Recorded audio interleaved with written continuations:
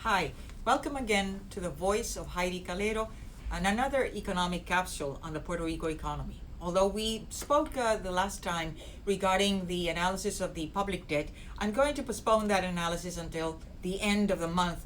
But we are going to concentrate today on the lackluster performance of the Puerto Rico economy since Hurricane Maria, and more precisely regarding the fourth quarter of 2019.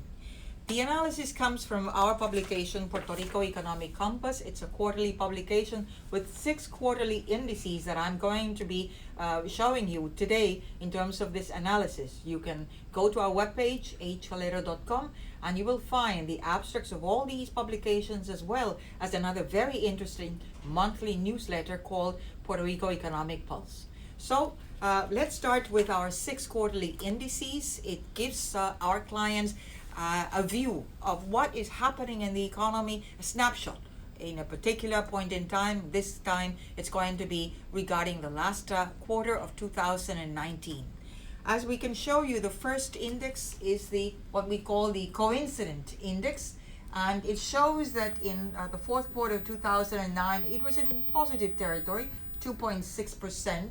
But it was lower than in 2018, the same quarter, and certainly very low after post-Maria. So it tells you, yes, the economy may be somewhat moving in positive territory, but not much. It's still hovering. It's not enough to say we are on the path of recovery. Let's look at the second index, the construction index, an important sector that we should be seeing as really thriving and booming, because of the reconstruction efforts after Hurricane Maria's dismal disarray in Puerto Rico. Well, it's negative. Sales of cement, construction jobs, all of that, the sale of housing, of new housing units, all of that is in negative territory. Let's look at the third index on the consumer, the consumption index. Notice it's also negative, and this is Q4 2019, which should include the Christmas sales, and it doesn't show any booming consumer spending in the last quarter of 2019. True, it's less negative than in 2019 or 2017, but it's still lower than it was post-Maria. So a consumer that is very cautious, retailers that should be considering consumption patterns of an aging and lower population in Puerto Rico, closing of Kmart and sales and Sears in 2020, some of those stores, and above all the competition of the internet and the cell phone. Let's look at the manufacturing index, an important sector which accounts for 47% of gross domestic product in Puerto Rico. That includes pharmaceuticals, electronics, and scientific instruments. Notice that it is positive, but less positive than it was in 2018. And if we were to look at the PMI, the Purchasing Manufacturing Index, it's below 50, which is the threshold that tells you that manufacturing is either growing or in recession. In Puerto Rico, it's 41.9%. So this is a sector that is also not pulling Puerto Rico into economic growth.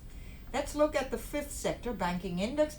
Definitely the star of these 6 indicators for the fourth quarter, with 3.5% growth, still growing. Notice it was so low after Maria, and now it has been increasing and growing. But unfortunately, this does show for the net income for the commercial banks and the consolidation that we've been having.